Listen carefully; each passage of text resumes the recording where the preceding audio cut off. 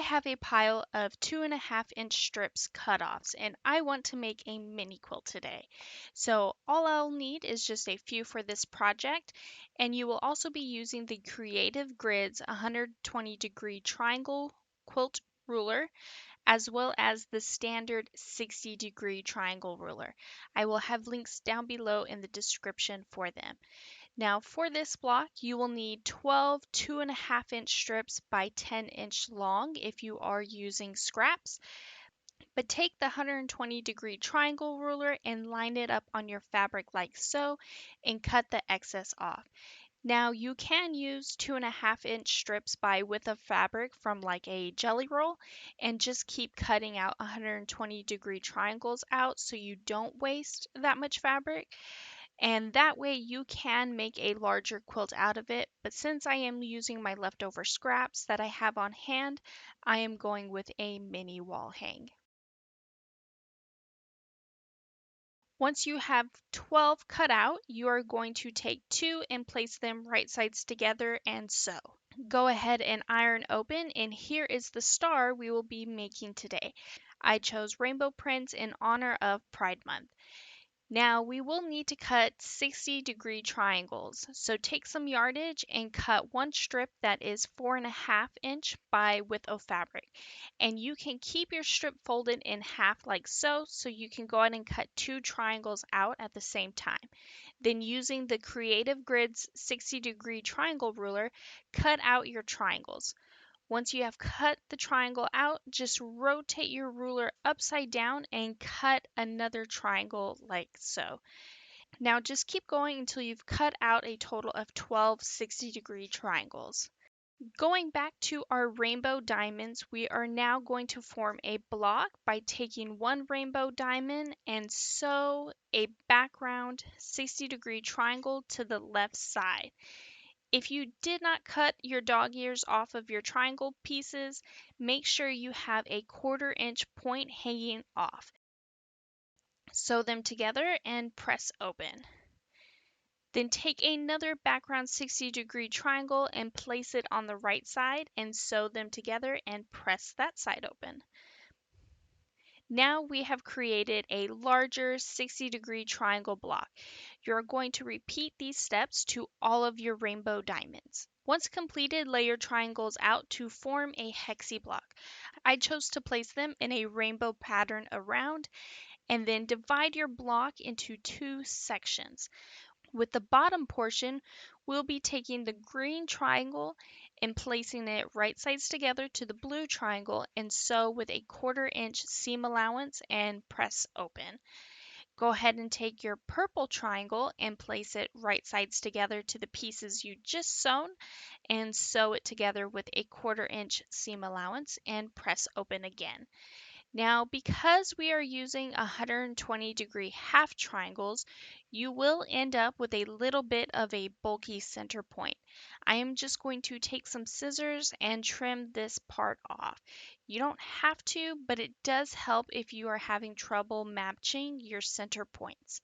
Now that we have created a hexi block, we will leave this one like so, and we will repeat the same steps to the top of the block. Go ahead and start by taking your yellow triangle and place it right sides together to your orange triangle and sew a 1/4 inch seam allowance and press open. Then take your red triangle and place it right sides together to the pieces you've just sewn and sew it with a 1/4 inch seam allowance and press open. Now you could just sew these 2 half hexes together and just be done, but I do want to add some sashing around it. So back to my yardage, I am going to cut 2 3.5 inch by width of fabric strips.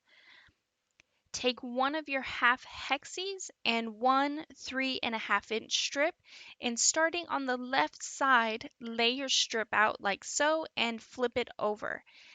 This top point to the left is higher than the bottom flat edge of your hexi. What I like to do is take a ruler and line it up to the bottom of your hexi block and slide your strip down at about 1/2 inch to 1 inch past, just in case and just to be sure. Then place it right sides together and sew a 1/4 inch seam allowance and press open. Once you have pressed your seams open, go ahead and take your ruler and line it up at the bottom of the block and trim off this tail end of your sashing. Then line your ruler up at the top of your hexi block and trim off the excess tail at the top. Then we are going to sash the right side. Since the end of our strip has a 60-degree angle already cut out, you can already line it up like so and place it right sides together and sew a 1/4 inch seam allowance. Once you've ironed that open, you can once again trim off your tail ends just to square everything up.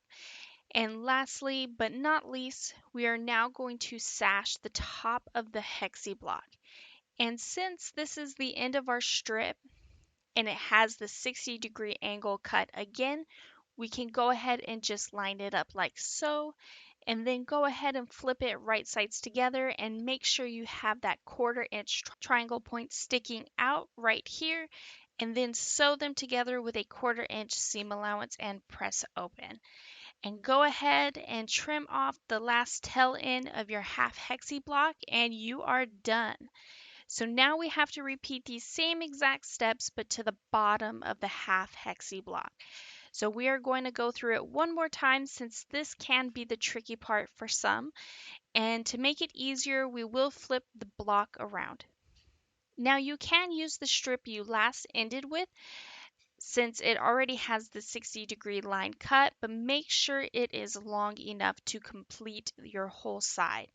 But since we are going to start fresh and all over again, I'm just going to go ahead and take one more 3.5 inch strip, and starting on the left side, lay your strip like so, and that top point to the left is higher than the bottom flat edge of the hexi.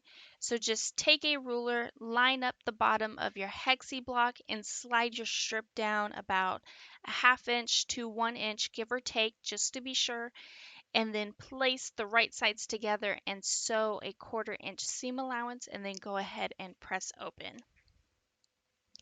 Once you have pressed your seams open, take your ruler and line it up at the bottom of your block and trim off the tail ends of your sashing. Then go ahead and line your ruler to the top of the hexi block and trim off the excess tail at the top.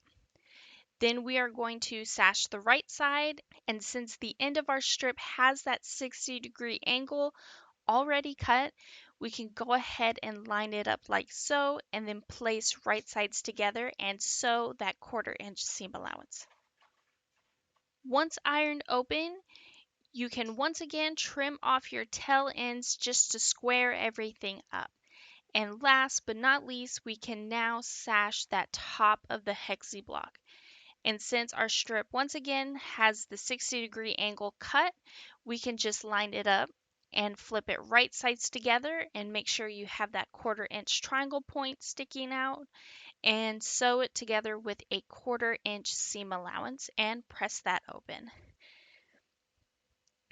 And all you have to do is trim off your last tail ends of your hexi blocks and you're done. If you want to make a quilt blanket size, then you will just need to repeat all of these steps and just make a ton of blocks, however big you want to go.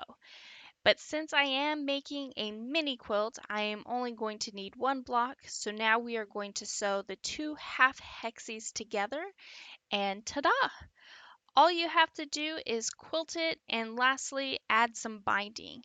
But if you could please take a moment to like and subscribe to the channel, hit that notification button because my next video will be how I custom quilted this mini quilt step by step.